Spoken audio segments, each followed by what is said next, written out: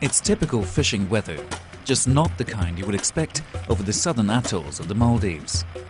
Undaunted, the vessel Fairoadi and its fishing master Ahmed Didi make their way through the rolling waves for their daily catch of tuna. This may be a modern ship, but the technique used by its fishermen, pulling up the tuna with a simple pole and line, is as old as fishing itself. මේ දොශ්‍රීග මස්සරිකම් කුලංජේ සවබකි දිවේ රාජ්‍යයේ ආම්මුකෝ කුරීස්වරෙන් ෆෙසිකින් කුරා මස්සරිකමකි දොශ්‍රීග මස්සරිකමක වෙෆා දොශ්‍රීග මස්සරිකම් කුරුමකුම් මස්සරිකමක ඉතුරු බදලෙන් නාන්නාකම ලෆා කුරවේති දොශ්‍රීග මස්සරිකම කුර දෙන් දාජහාග මස්සරිකම් කුරාකම වඤ්ඤා ඒ දොහුගේ කමකෂේ කම්වානි එමෙම දාජහාග මස්සරිකම් කොග්ගෙන් රාජ්‍යයේ මස්සරිකම් දුවහක දසදානකම ලෆා කුරවේති. Pole and line fishing is a selective and therefore more sustainable way to catch tuna. Only fish of a certain size are caught, leaving juveniles to grow to spawning age and replenish the stock in the future. Small bait fish are thrown over the side of the boat to lure the tuna to the water surface. The fishermen use the acceleration of the fish as they race to get their prey, hook them and fling them onto the ship's flat deck. The Maldivian tuna fishery forms a sharp contrast to how most tuna is caught elsewhere. Being one of the world's most favourite fish, tuna stocks are being heavily overfished around the globe. Here in the Pacific, one of the world's largest remaining tuna fishing grounds, most skipjack is caught by a method known as purse seining. A large net is drawn around a school of fish by a skiff and then tightened from the bottom like a purse. Such a net, often set on a floating fish aggregation device, catches the entire school of tuna, but also takes in all the juvenile fish and non-target species, such as sharks, that may be swimming with the tuna. The sheer volume of bycatch lifted from the region by purse seiners makes this fishing method highly unsustainable.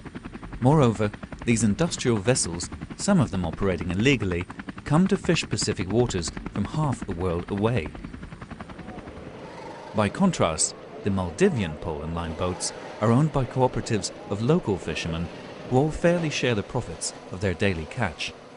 Unlike most Pacific nations, the Maldives are letting its own fleet fish its waters to keep the tuna revenue within the country.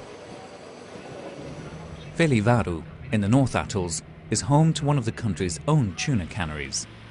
It's a modern fish processing plant operating to the strictest regulations of health and safety. Both fishing and fish processing are vital to the Maldives economy and provide crucial local employment. There are around 500 local people working in this plant. That means 500 families, local families, are looked after. And for fishermen, we pay cash daily. So compared to other industries, what we get from for the company is very well distributed through the community. It's often the profit margin that forms the biggest stumbling block for environmentally responsible and sustainable food products. Fish Forever, distributed by Organico Real Foods in the United Kingdom, is one of the brands marketing the Maldivian pole and line tuna in Europe. Its managing director, Charles Redfern, believes retailers should take a greater responsibility in promoting sustainable fish products. They just say this is a buying option, and that's the wrong way to go, because you're basically saying that these are lifestyle choices, that ethical decisions are lifestyle choices, and they're not. They're critical choices about how we want our products, our food to be produced. So I would like to see the retailers maybe being less neutral about this and actually working very hard to push it. At the moment, cans of pole and line caught tuna harvested by Maldivian fishermen are sold alongside the competition fished industrially by foreign fleets in the Pacific. Being more labour-intensive and at higher production costs, the Maldivian tuna is having a hard time competing. We hope that people in other countries will realize that we are doing something for the sustainability, and we hope that one day people will pay more for our fish.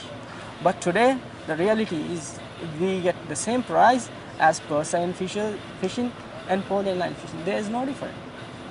In the end, we will have no choice. If we want to run the factory, if we want to do this, we have to go for what everyone else is doing. Just go for the percent. In the absence of sustainable fisheries management for the Indian Ocean, the Maldivian tuna could come under pressure in the future. For the time being, however, the tuna caught here by pole and line forms one of the most sustainable, fair and transparent seafood products available today. But these fishermen can only stay afloat if both retailers and consumers make the choices that support them and their ancient way of fishing.